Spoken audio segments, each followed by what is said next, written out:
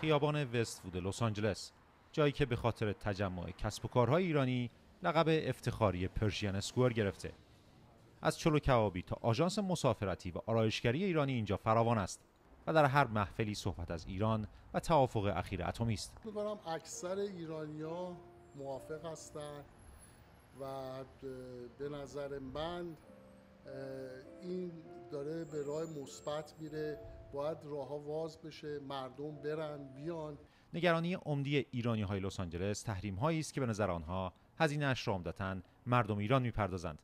فشارش فقط روی ملت ایرانه، روی دولت که نیست، که بیشتر ملته که این درد و این زجر و این گرفتاری رو میکشه. اینا مملکت من هست، خواهر، مادر، برادر، کس و کار من، دوستای من تو اون مملکت زندگی میکنن. از اون گذشته ریشه من در اون مملکت هست. البته منتقدانی که مخالف این توافق باشند کم نیستند.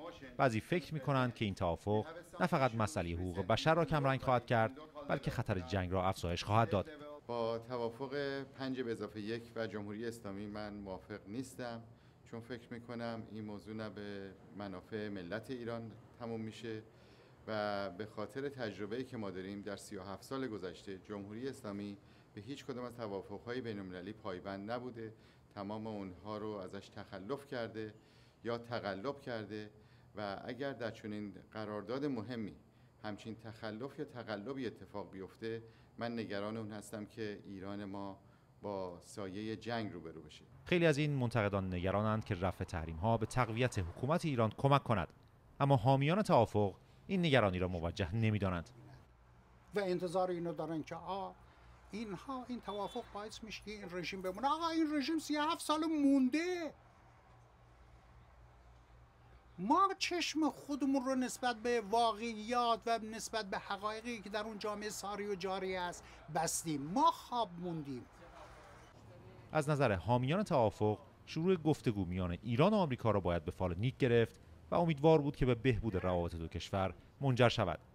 این پالیسی که ما امریکا با ایران اصلا صحبت نمی‌کردن، سیاست زیاد درستی نیست. ممکنه اینا با هم مشکل داشته باشن، اختلاف سلیقه داشته باشن، ولی همیشه شروع صحبت شروع خوبی هستش و خیلی آینده خوبی داریم. ایران باید با همه دنیا تجارت کنیم، رفت و آمد داشته باشیم.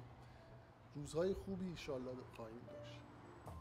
مشکل خیلی از مهاجران ایرانی نه فقط دوری از وطن، بلکه به همان اندازه مشکل بودن سفر عزیزانشان به آمریکاست.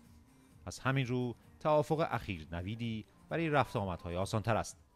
سینا علی نژاد، لس آنجلس.